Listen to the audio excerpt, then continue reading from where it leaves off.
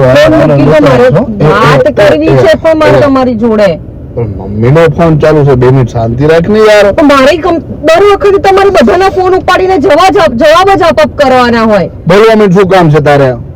શું કામ છે? આખો મૂડ મારી નાખ્યો મારો. એના માટે મૂડ મારી નાખ્યો? મેં તો કોઈ કર્યું નથી યાર. કોઈ પણ વસ્તુ લાવવાની હોય ઘરની અંદર, ચાહે હું કપડા લાવું કે ચંપલ લાવું કે કોસ્મેટિક વસ્તુ લાવું કે મારે છોકરાની કોઈ પણ વસ્તુ લાવવું હોય તો કાં તો મારે એની ઓરિજિનલ પ્રાઇસ કિંમત નહીં કહેવાની ઘરમાં, કાં તો મારે છુપાઈને રાખવાની. યાર મને આવું નહીં ફાવતું.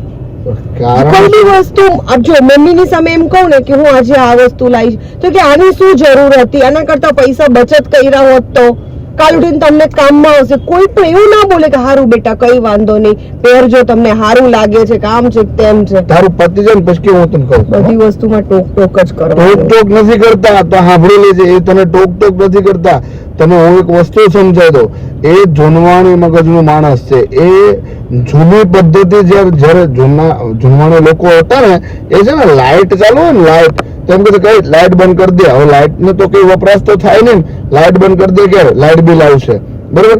એ 1 રૂપિયો ભેગો કરીને ભાઈ પરણાવે, 1 પૈસા ભેગા કરે. બકા એ તને કહેવાનું કારણ એટલું જ છે કે એ એવું તને સમજાવે છે કે તું આ વસ્તુ 5000 ની લાવી, એની જગ્યાએ એ જ વસ્તુ 500 માં મળતી હતી, 4500 તારા બચતા હતા કે નહીં, એ તારા સારા માટે કે છે. કાલ સવારે તારા છોકરાના ભણતર માટે તને પૈસા કામ લાગે, કાલ સવારે તારા છોકરાના પરિણતર માટે તને પૈસા કામ લાગે, તારી માનુના દાગીના લેવા માટે તને પૈસા કામ લાગે. એ તો સાચું સમજાવે છે, તારા મગજમાં ઊંધું બેસે છે.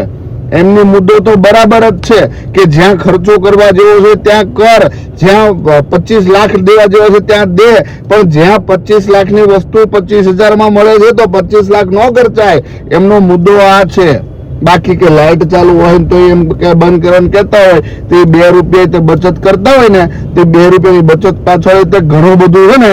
તમે ક્યારેક કંઈક કામ કરજો, રોજના 100 રૂપિયા મૂકજો, 4 વર્ષ મૂકજો, કેટલા થાય ગણી લેજો જાતે.